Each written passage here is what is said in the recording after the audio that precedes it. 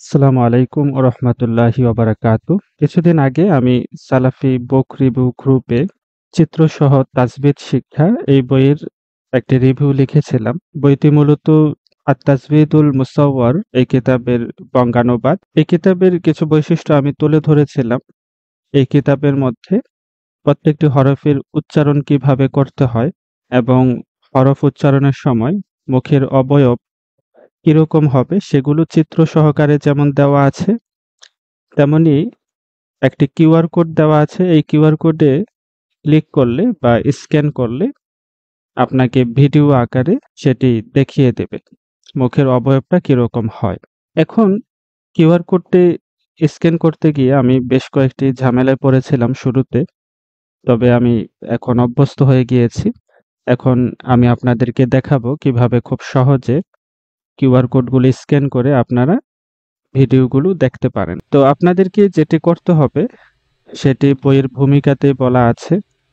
বইয়ের ভূমিকা যেটি শাইখ আয়মান সোয়াইদের ভূমিকার শেষের অংশে এই বইয়ের ৬ পৃষ্ঠায় একদম নিচের দিকে আপনারা এখানে একটি লেখা দেখবেন যে কিউআর কোড ব্যবহারের পদ্ধতি। এখানে ৩টি ধাপ দেখানো হয়েছে। প্রথম ধাপে বলা হয়েছে অ্যাপ স্টোর থেকে আপনার মোবাইলে কিতাবিল হাদিফ অথবা গাউসানি লিখে অ্যাপটি ডাউনলোড করুন। এরপর কিউআর কোড অপশনে চাপ দিয়ে বইয়ের কিউআর কোডের উপর ক্যামেরা ধরুন এবং সবশেষে অ্যাপের মাধ্যমে সবকিছু অডিও ভিডিও আকারে দেখুন। তো যাই হোক, আমি ধরলাম যে আপনারা অ্যাপসটি ইনস্টল করে নিয়েছেন। এবার ওপেন করবেন। ওপেন করার পর আপনাকে এখানে কিছু লগইন করার অপশন দেখাবে। যদি আগে থেকে আপনার রেজিস্ট্রেশন করা থাকে তাহলে ইমেইল অথবা ফোন নাম্বার দিয়ে আপনারা লগইন করতে পারবেন সফটওয়্যারে। আর যদি আগে থেকে রেজিস্ট্রেশন করা না থাকে তাহলে আপনি ইনশা-ই হিসাব এই লেখার উপর ক্লিক করলে আপনাকে এখানে রেজিস্ট্রেশন করার লিংক দেখাবে। আপনি যদি এভাবেও রেজিস্ট্রেশন করতে না চান তাহলে গুগল সাইন ইন আছে এখানে। আপনারা গুগল অ্যাকাউন্ট দিয়েও এই সফটওয়্যারে লগইন করতে পারবেন। আর যদি লগইন করতে না চান তাহলেও অপশন আছে। আপনারা লগইন না করে কিংবা রেজিস্ট্রেশন না করেও সফটওয়্যারে ঢুকতে পারবেন। তাহলে আপনারা কি করবেন, এখানে তাকতি এই লেখা আছে, এই লেখার উপর ক্লিক করলে সফটওয়্যারটি চলে আসবে। এখানে কিউআর কোডের একটি আইকন দেওয়া আছে। আপনারা কিউআর কোডে আইকনে ক্লিক করবেন। বইটি যদি আপনারা একটু লক্ষ্য করেন, বইতে আপনারা দেখবেন যে ২ ধরনের কিউআর কোড এখানে দেওয়া আছে। প্রত্যেকটি হরফের কিভাবে উচ্চারণ করতে হয় সেখানে একটি চিত্র দেওয়া আছে এবং প্রত্যেকটি চিত্রের কর্নারে একটি করে কিউআর কোড দেওয়া আছে, সেগুলো আপনারা স্ক্যান করতে পারবেন। আরেকটা কিউআর কোড এখানে ব্যবহার করা হয়েছে, সেটি হচ্ছে পৃষ্ঠার নিচে যেখানে হচ্ছে পৃষ্ঠা নম্বর লেখা আছে সেই লাইনের একদম কর্নারে আরেকটি কিউআর কোড আছে এবং এই কিউআর কোড দিয়ে আপনারা কোরআন থেকে যে উদাহরণগুলো দেওয়া হয়েছে মাখরাজ এবং সিফাতের, সেই উদাহরণগুলো আপনারা এই কিউআর কোড স্ক্যান করলে আপনারা শুনতে পারবেন কিংবা ভিডিও আকারে দেখতে পারবেন।